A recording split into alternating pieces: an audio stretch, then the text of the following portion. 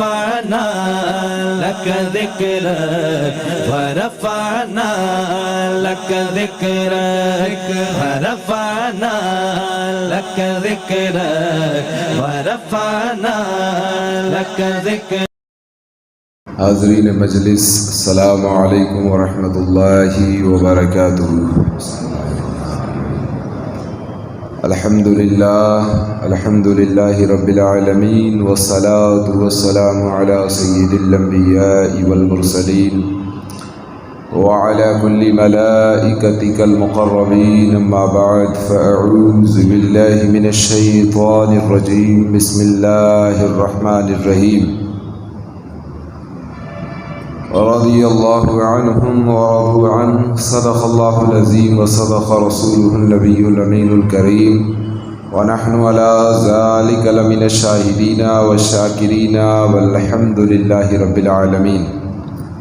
آئیے گفت و شنید سے قبل سب سے پہلے آقائے نامدار، مدینے کے تاجدار، کل عالم کے مالک و مختار، نائب پروردگار، بے کسوں کے کس، بے بسوں کے بس، بے سہاروں کے سہارا، بے چاروں کے چارہ، نازش دو جہاں، رحمت برصبا، احمد مجتبی محمد مصطفیٰ روح فدا صلی اللہ تعالیٰ علیہ وسلم کی مقدس و نورانی بارگاہ میں درود و سلام کے گلدستے پیش کریں. پڑھیں بآواز بلند اللہم صلی علی سیدنا و نبینا و مولانا محمد النبی الامی وعلی آلہ و اہل بیتہ و اصحابہ وبارک وسلم. اللہ تبارک و تعالیٰ کا لاکھ لاکھ کروڑہ احسان ہے کہ اس رب العالمین نے ہمیں الوداع جمعہ دیکھنا نصیب فرمایا. اللہ تبارک و تعالی ہم سب کو اس جمعے کی برکتیں اور رحمتیں نصیب فرمائے اور عالم کے اندر امن و امان اور آتشی پیدا فرمائے. مسلمانان عالم کی عزت، مال، آبرو کی حفاظت فرمائے اور اس آخری عشرے کے صدقے میں اللہ تبارک و تعالی تمام مومنین مومنات، تمام مسلمین مسلمات کی جہنم سے آزادی فرمائے. اللہ تبارک و تعالی کا لاکھ لاکھ کروڑہ احسان ہے کہ اس نے ہمیں رمضان المبارک کا مہینہ دیکھنا نصیب فرمایا. اللہ تبارک و تعالی اس رمضان المبارک کے صدقے ہم تمام کے چھوٹے بڑے گناہوں سے درگزر فرمائے. حضرات محترم، جیسا کہ آپ سب جانتے ہیں کہ پچھلی رات جو شب قدر کے نام سے موسوم تھی وہ گزر گئی، اور ایسی رات کہ جس کے بارے میں قرآن میں آتا ہے کہ یہ رات 1000 مہینوں سے زیادہ بہتر ہے. کتنی؟ 1000 مہینوں سے زیادہ بہتر. یہ رات وہ رات ہے جس میں قرآن اترا. یہ رات وہ رات ہے کہ جس میں صبح تک فرشتے اس آسمان دنیا سے اس زمین پر اترتے ہیں اور لوگوں کے لیے رحمتیں اور برکتیں بانٹتے رہتے ہیں. حضرات محترم، اللہ تبارک و تعالی ہم سب کو اپنے رحمت کے سائے میں زندگی گزارنے کی توفیق مرحمت فرمائے. حضرات محترم، رمضان المبارک کا مہینہ، یہ ایک مہینہ جو اللہ تبارک و تعالی نے ہمیں اپنے آپ کو ریفریش کرنے کے لیے دیا تھا، اپنے آپ کو بدلنے کے لیے دیا تھا. اب ہر انسان اپنے بارے میں یہ فیصلہ کرے بیٹھ کر کے کہ اس رمضان المبارک میں میں نے کیا پایا اور کیا کھویا. حضرات محترم، یہ ایک مہینہ آپ کو چینج کرنے کے لیے آیا تھا. یہ ایک مہینہ آپ کو رب کی رحمتیں دینے آیا تھا، رب کی برکتیں دینے آیا تھا، رب کا پیار دینے آیا تھا، رب کا فضل دینے آیا تھا. کیا آپ نے اس کی مکمل برکتیں اپنے دامن میں سمیٹی؟ کیا آپ نے رمضان المبارک کی مکمل رحمتیں اپنے دامن میں سمیٹی؟ کیا آپ نے رمضان المبارک کی مکمل فضل اپنے دامن میں سمیٹا؟ کیا آپ نے رمضان المبارک کا مکمل نور اپنے دامن میں سمیٹا؟ حضرات محترم، ہر انسان کو اپنا جائزہ لینا چاہیے اور بیٹھ کر کے سوچنا چاہیے کہ رمضان میں میں نے کیا پایا ہے اور کیا کھویا ہے. اے رمضان المبارک، تیرے دامن میں تو رحمتیں ہی رحمتیں تھیں، تیرے دامن میں تو برکتیں ہی برکتیں تھیں، تو آیا تھا ہمیں جہنم سے آزادی کا پروانہ دینے کے لیے، کیا ہم نے جہنم سے آزادی کا پروانہ پایا ہے؟ اے رمضان تو آیا تھا ہماری مغفرت کرانے کے لیے، کیا ہم نے اپنی رب سے مغفرت کرائی ہے؟ اے رمضان تو آیا تھا رحمتوں کا سائبان لے کر کے، کیا ہم نے اپنے دامن میں رمضان المبارک کی رحمتیں سمیٹی ہیں؟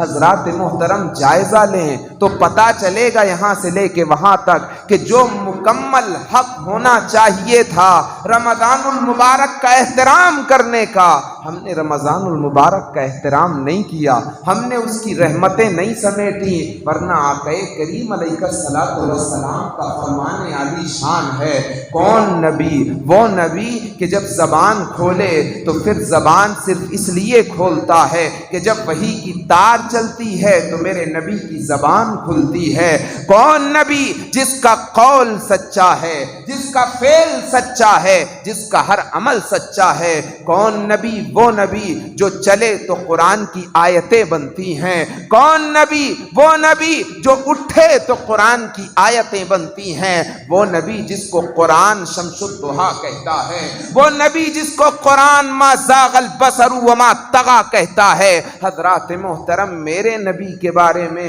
حضرت حسان بن ثابت بولتے ہیں، وَأَحْسَنُ مِنْكَ لَمْ تَرْقَدْ عَيْنِي وَأَجْمَلُ مِنْكَ لَمْ تَلِدِ النِّسَاءُ خُلِقْتَ مُبَرَّأً مِنْ كُلِّ عَيْبٍ كَأَنَّكَ قَدْ خُلِقْتَ كَمَا تَشَاءُ۔ یا رسول اللہ آپ ہر عیب سے پاک پیدا کیے گئے ہیں، یا رسول اللہ آپ خوبصورت پیدا کیے گئے ہیں، یا رسول اللہ آپ ہینڈسم پیدا کیے گئے ہیں، آپ گڈ لک پیدا کیے گئے ہیں، آپ جینیس پیدا کیے گئے ہیں، آپ مائنڈڈ پیدا کیے گئے ہیں۔ اس دھرتی پر، آسمان دنیا کے نیچے، اس زمین پر کسی ماں نے آپ جیسا خوبصورت بچہ نہیں جنا ہے، آپ اتنے خوبصورت ہیں۔ لیکن حضرات محترم ہم حضرت حسان بن ثابت سے سوال کرنا چاہتے ہیں، ایک کوشچن ریز ہوتا ہے in my mind maybe in your mind، آپ کے دماغ میں بھی ہو سکتا ہے یہ سوال پیدا،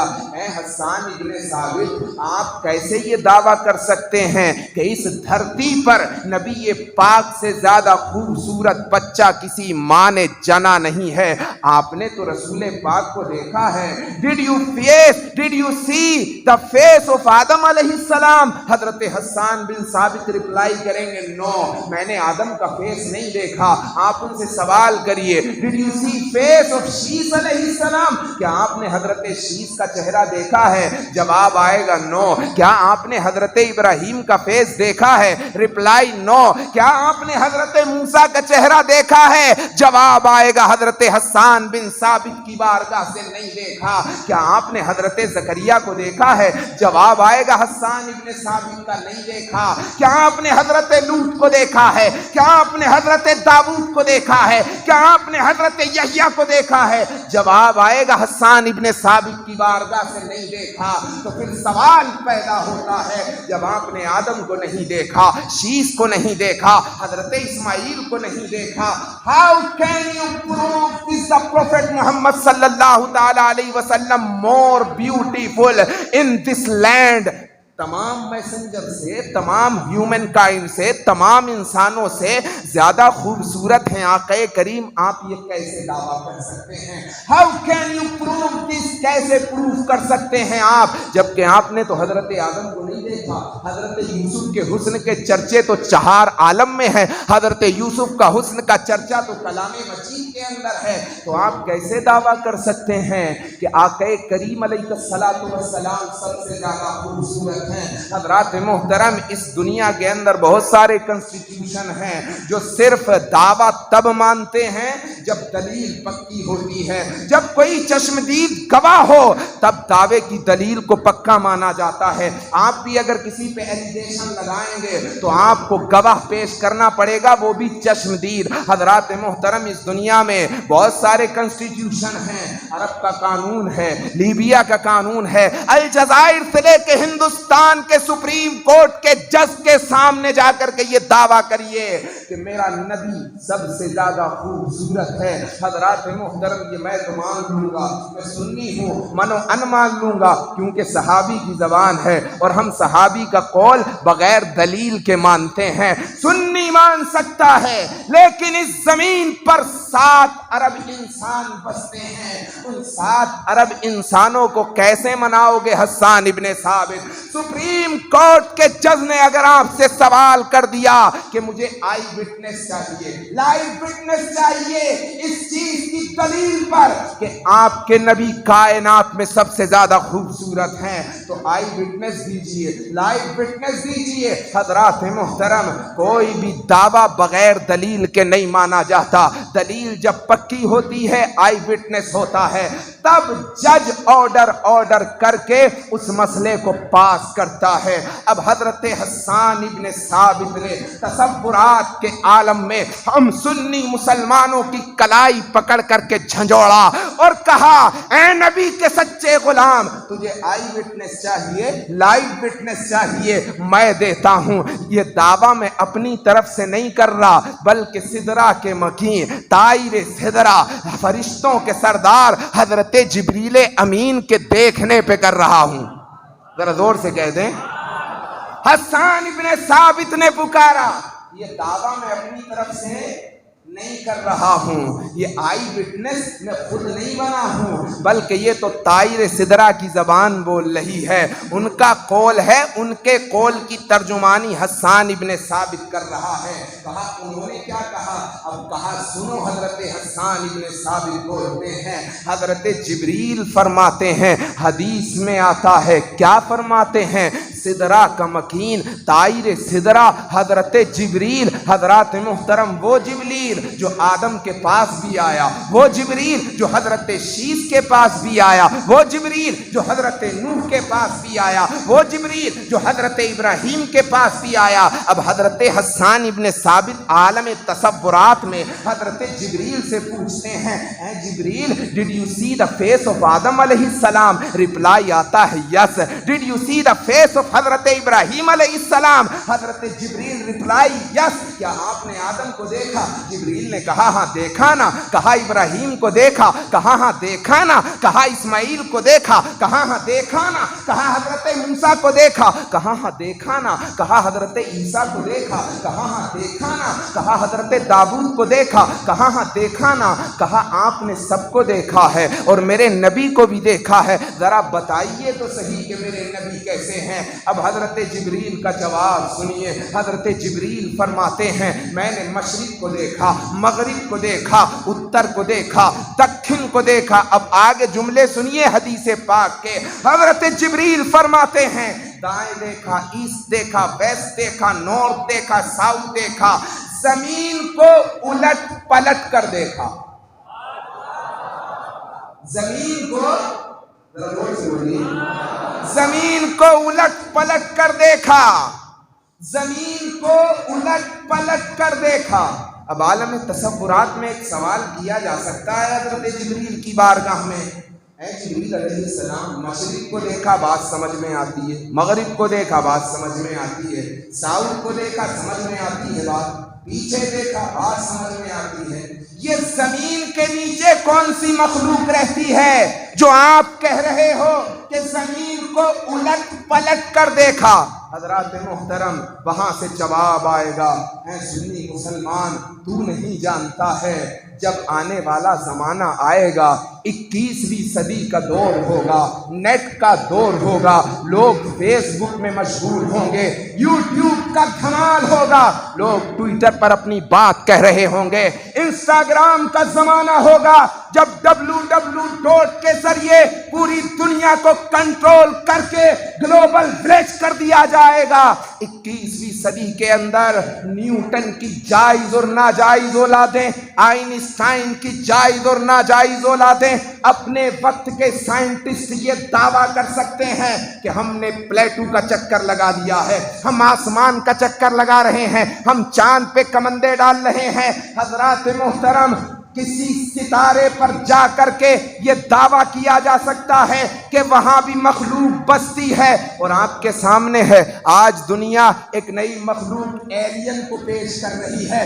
دنیا کے سامنے 21ویں صدی کے سائنٹسٹ لوگوں کو ایلین دکھا کر کے یہ دعویٰ کر سکتے ہیں کہ یہ دیکھو یہ ایلین، یہ مخلوق ہے، یہ مخلوق تمہارے نبی سے زیادہ خوبصورت ہے۔ حضرات محترم، آنے والے سوالوں کا جواب حضرت جبریل نے پہلے ہی توڑ دیا تاکہ کوئی سوال ہی ریز نہ ہو سکے۔ حضرت جبریل فرماتے ہیں میں نے مارس کو بھی دیکھا ہے، میں نے پلیٹو کو بھی دیکھا ہے، میں نے وینس کو بھی دیکھا ہے، میں نے سٹرن کو بھی دیکھا ہے، میں نے تمام کروں کو دیکھا ہے جہاں جہاں مخلوق بستی ہے، لیکن احمد مختار سے زیادہ کوئی خوبصورت نہیں ہے۔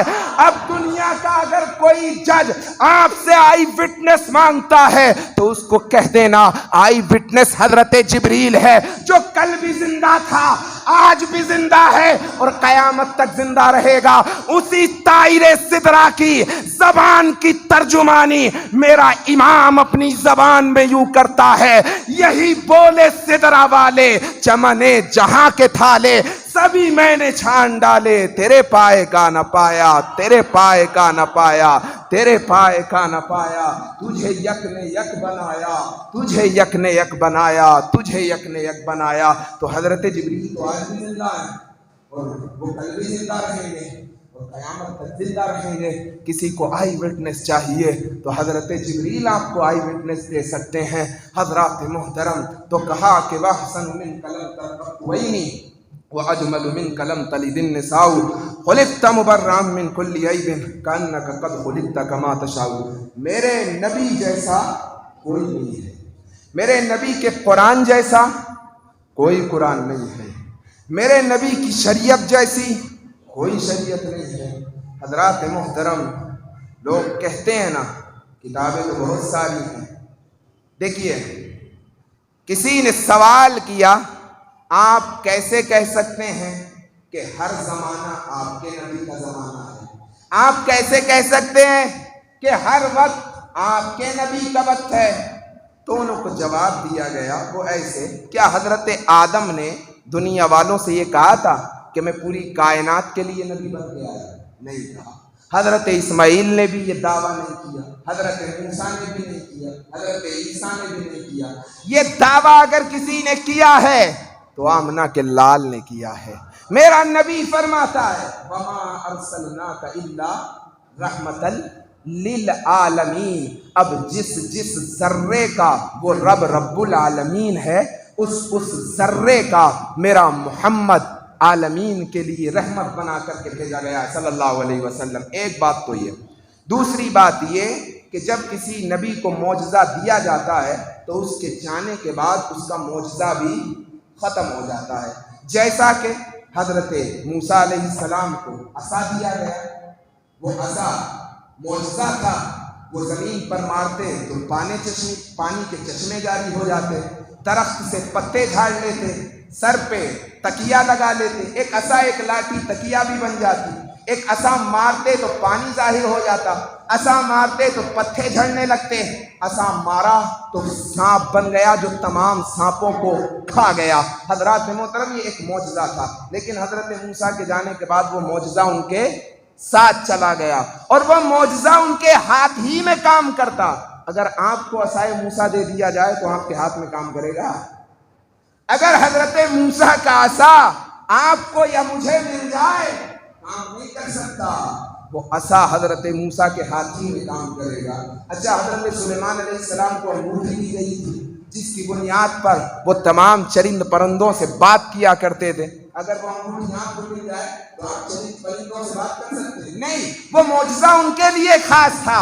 حضرت سلیمان علیہ السلام کو وہ طاقت دی گئی تھی، تخت دیا گیا تھا جس تخت پر بیٹھ کر کے وہ پوری دنیا کی سیر کیا کرتے تھے۔ اگر وہ تخت آپ کو دے دیا جائے تو آپ سیر کر سکتے ہیں؟ نہیں کر سکتے، آپ اس سے کچھ حاصل نہیں کر سکتے۔ وہ معجزہ ان نبیوں کے ساتھ خاص تھا، ان کے جانے کے بعد وہ معجزہ بھی چلا گیا۔ حضرات محترم، اب میں آپ سے ایک بات کہنا چاہتا ہوں، دنیا میں زمزم ہے کہ نہیں؟ زمزم ہے، عزت کرتے ہیں آپ اس کی، کھڑے ہو کے ریپوٹیشن دیتے ہیں آپ اس کو، کھڑے ہو کر کے پیتے ہیں۔ اچھا کعبے کے اندر ایک پتھر لگا ہوا، اس پتھر کا نام کیا ہے؟ ذرا زور سے بولیے۔ تو یہاں بھی تو پتھر پڑے ہیں، ادھر بھی پتھر ہیں ادھر بھی پتھر ہیں، پھر ان پتھروں کی عزت کیوں نہیں کرتے ہیں آپ؟ وہ بھی تو ایک پتھر ہی ہے، لیکن کعبے میں نصب ہو گیا، اس کو یہ عزت دی کس نے؟ جنت کا پتھر تھا، میرے نبی کے لب لگے ہیں تو عزت والا ہو گیا۔ حضرت عمر فرماتے تھے، اے حجر اسود، ہم تجھے صرف اس لیے چومتے ہیں کیونکہ تجھے میرے نبی نے بار بار چوما ہے۔ حجر اسود کو میرے نبی کے لب لگے تو عزت و تکریم والا ہو گیا۔ پتھر وہ بھی ہے لیکن ان پتھروں جیسا نہیں ہے، پتھر وہ بھی ہے مگر دنیا کے پتھروں جیسا نہیں ہے۔ آب زمزم بھی تو پانی ہے، آپ اپنے گھر میں بھی پانی پیتے ہیں، پانی تو برابر ہی ہوتا ہے، پانی ہے آب زمزم، مگر دنیا کے پانیوں جیسا پانی نہیں ہے۔ حضرات محترم، کتابیں تو بہت ہیں، قرآن بھی کتاب ہے، دنیا میں اور بھی کتابیں ہیں، لیکن کتابیں بہت ہیں، لیکن قرآن تمام کتابوں جیسا نہیں ہے۔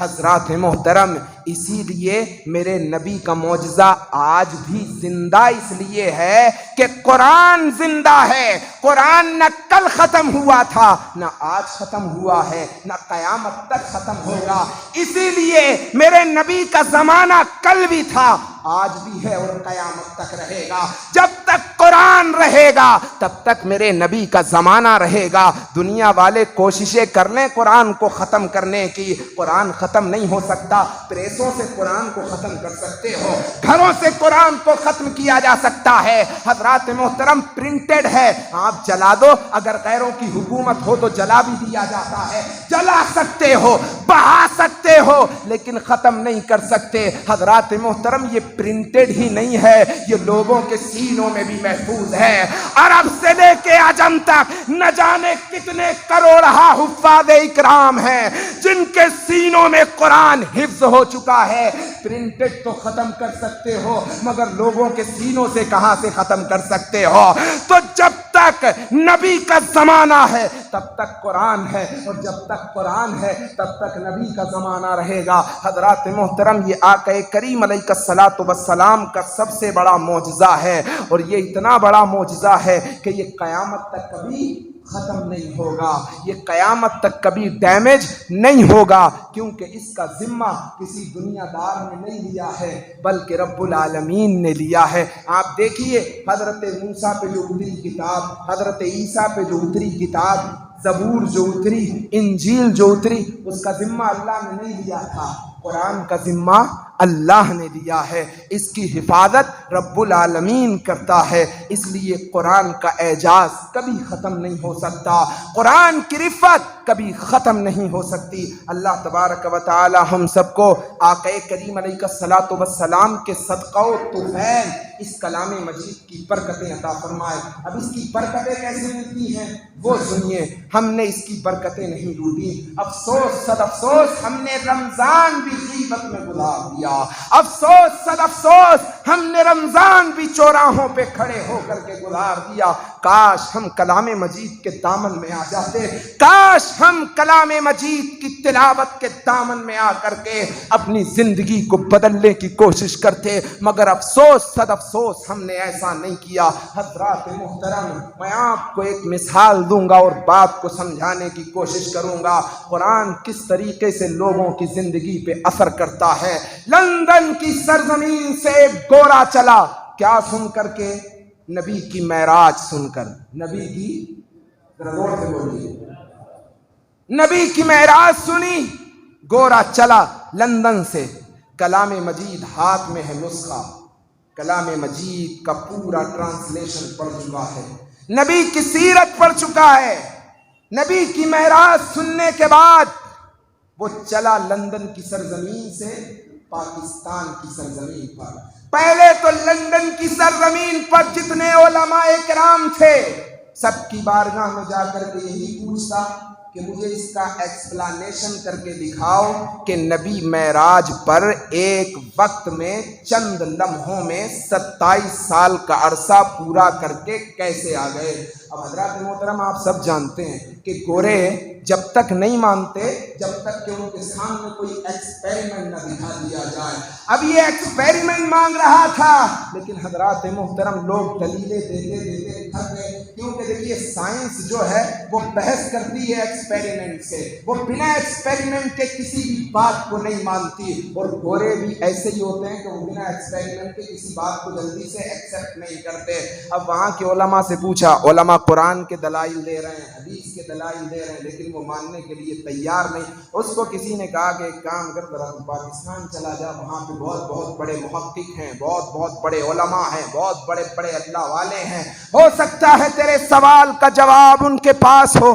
آ گیا پاکستان کی سرزمین پر، یہاں کے علماء سے ملا، لیکن بات پھر وہی کی وہی۔ اب ایکسپیریمنٹ کون کر کے دکھائے؟ حضرات محترم لاہور ایک شہر ہے، بڑا مشہور شہر ہے، نام آپ نے سنا ہوگا، داتا کی نگری ہے۔ کس کی؟ داتا علی ہجویری کی نگری ہے۔ اگر داتا علی ہجویری نہ ہوتے تو لاہور نہ ہوتا۔ ایک پوسٹر چھپا بہت پہلے ہندوستان کے اندر، شاید پتہ نہیں آپ نے دیکھا ہو یا نہ دیکھا ہو، ہم نے دیکھا تھا۔ اس پوسٹر پر لکھا تھا اللہ سے ملاقات کرنے کا ٹیلی فون نمبر۔ کیا تھا؟ اللہ سے ملاقات کرنے کا ٹیلی فون نمبر۔ اور بچے سے تھے ہم، شاید پہلی جماعت میں پڑھتا ہوں گا، تو کسی نے اشتہار نکال دیا تھا اللہ سے ملاقات کرنے کا ٹیلی فون نمبر۔ وہ اشتہار حضرات محترم اتنا وائرل ہوا کہ چشمے زدن میں ہر گھر کے اندر وہ پوسٹر پہنچ گیا، اللہ سے ملاقات کرنے کا ٹیلی فون نمبر۔ اور اس کے نیچے کچھ ایکسپلانیشن تھا کہ اللہ کا ٹیلی فون نمبر کیسے مل سکتا ہے؟ نماز پڑھو تو اللہ کا ٹیلی فون نمبر مل جائے گا، عبادت کرو تو اللہ کا ٹیلی فون نمبر مل جائے گا، ذکر کرو تو اللہ کا ٹیلی فون نمبر مل جائے گا، ذکر و اذکار کے اندر اپنی راتیں گزار دو تو اللہ کا ٹیلی فون نمبر مل جائے گا۔ حضرات محترم کوئی ایک عقل مند تھا، دانا تھا، اس نے سوال کر دیا، اچھا اللہ کا ٹیلی فون نمبر نماز سے مل سکتا ہے، عبادت سے مل سکتا ہے، ذکر سے مل سکتا ہے، بے شک مل سکتا ہے، ذکر و اذکار سے مل سکتا ہے، بے شک مل سکتا ہے، لیکن حضرات محترم میں آپ سے ایک سوال کرنا چاہتا ہوں جو سوال وہ اس دانا نے کیا تھا۔ اس نے کہا چلیے ذرا ٹھیک ہے، ذرا کسی کنٹری کو یہ فون نمبر تو ملائیے۔ جب فون نمبر ملایا گیا وداؤٹ کوڈ کے، بغیر کوڈ کے، تو فون نمبر نہیں ملتا۔ اگر میں ہبلی اپنے اتراکھنڈ سے نمبر ملانے لگوں اور کوڈ نہ لگاؤں تو نمبر ملے گا؟ بنا کوڈ کے، ذرا زور سے بولیے بات آپ کے سمجھ میں آ جائے گی، بنا کوڈ کے نمبر نہیں ملتا۔ جب تک کوڈ نہ لگاؤ تب تک نمبر نہیں ملتا۔ اب اس عقل مند نے کہا اللہ کا ٹیلی فون نمبر بغیر کوڈ کے نہیں ملے گا، تو کسی نے پوچھ لیا کہ پھر یہ کوڈ کہاں ہیں، کہاں سے ملیں گے؟ تو اس نے کہا ذرا ایکسچینج کو فون کرو، ایکسچینج والے بتا دیں گے کہ یو ایس اے کا کیا کوڈ ہے، ایکسچینج والے بتا دیں گے بنگلور کا کیا کوڈ ہے، ایکسچینج والے بتا دیں گے بیلگام کا کیا کوڈ ہے، ایکسچینج والے بتا دیں گے چینئی کا کیا کوڈ ہے۔ اب فون کرنے والے نے فون کرا ایکسچینج پر، کہا ذرا اللہ کو ٹیلی فون نمبر لگانا ہے، ذرا کوڈ بتا دیجئے۔ ادھر سے آواز آتی ہے کوڈ لکھنا ہے تو داتا کی نگری لاہور پہنچ جا، کوڈ لکھنا ہے تو اجمیر غریب نواز کی دھرتی پہ پہنچ جا، کوڈ لینا ہے تو بغداد غوث پاک کی بارگاہ میں پہنچ جا، کوڈ لینا ہے تو ابو بکر کی بارگاہ میں چلا جا، کوڈ لینا ہے تو عمر کی بارگاہ میں چلا جا۔ یہ کوڈ ہیں، یہ کوڈ جب تک آپ نہیں ملائیں گے تب تک اللہ تبارک و تعالیٰ کا ٹیلی فون نمبر نہیں ملے گا۔ اور بے شک اگر داتا نہ ہوتے تو لاہور نہ ہوتا، اگر غریب نواز نہ ہوتے تو اجمیر کو کون جانتا، غوث پاک نہ ہوتے تو بغداد کو کون جانتا، حضرت خواجہ حسن بصری نہ ہوتے تو بصرے کو کون جانتا۔ حضرات محترم یہ اللہ کے بہت بڑے کوڈ ہیں، یہ رب تبارک و تعالیٰ تک بندے کو پہنچاتے ہیں۔ بندہ پہلے ان تک پہنچتا ہے، پھر یہ بندے کو اللہ تک پہنچا دیتے ہیں۔ حضرات محترم تو میں اپنی بات عرض کر رہا تھا کہ اللہ تبارک و تعالی ہم سب کو رمضان المبارک کی برکتیں اور رحمتیں عطا فرمائے، اس کا نور عطا فرمائے، اس کا فضل عطا فرمائے، اور ہم سے جانے انجانے میں سہون عمدن جان بوجھ کر یا نہ جان بوجھ کر اگر کوئی خطا سرزد ہو گئی ہو تو اے پاک پروردگار تیری بارگاہ میں ہم سچے دل سے توبہ کرتے ہیں مولا۔ ہم پر ویسے ہی ہمارے اعمال کی بنیاد پر ظالم بادشاہ مسلط ہیں مولا، ہم کاسائے گدائی بنا کر تیری بارگاہ میں دعا کرتے ہیں مولا، امت پر رحم فرما، کرم فرما، کرم فرما، رحم فرما، فضل فرما مولا، ہماری خطاؤں کو معاف کر دے۔ ہر انسان یہ عہد کرے کہ میں سچی توبہ کرتا ہوں، ہر انسان یہ عہد کرے کہ اپنے دل سے حسد کو نکال دے، اپنے دل سے چغلی کو نکال دے، پیار کرنا سیکھیے، محبت کرنا سیکھیے، چھوٹوں پر شفقت کرنا سیکھیے، ادب کرنا سیکھیے۔ تکبر اور رعونت سے کچھ حاصل نہیں ہوتا، تکبر انسان کو زمین میں گاڑ دیتا ہے۔ عاجزی پیدا کریے، ہمارے دلوں سے احساس مر چکا ہے، ہمارے دلوں سے لوگوں کا غم ختم ہو گیا ہے، اسی لیے ظالم بادشاہ ہم پر مسلط کر دیے ہیں۔ غم کھانا سیکھیے، کسی کا غم کھانا ان دلوں کو موم کرتا ہے، کسی کی بات سننا پسند کریے، اپنی ہی بات لوگوں پہ مت تھوپیے، محبت کرنا سیکھیے، پیار کرنا سیکھیے۔ اسلام پیار سکھاتا ہے، محبت سکھاتا ہے، ہر ایک کے ساتھ میں ادب کے ساتھ پیش آئیے۔ ادب گاہیست زیر آسماں از عرش نازک تر، نفس گم کردہ می آید جنید و بایزیدی جا۔ آپ کے سامنے جو بیان کر رہا تھا نہیں، گورا آیا لاہور کی سرزمین پر، اس واقعے کو انشاءاللہ اگلے جمعے میں مکمل کریں گے۔ اللہ تبارک و تعالی میرے کہنے کو، آپ کے سننے کو اپنی بارگاہ میں قبول و منظور فرمائے۔ استغفر اللہ ربی من کل ذنب خطیۃ وذنبتہ واتوب الیہ، اشہد ان لا الہ الا اللہ واشہد ان محمدا عبدہ ورسولہ۔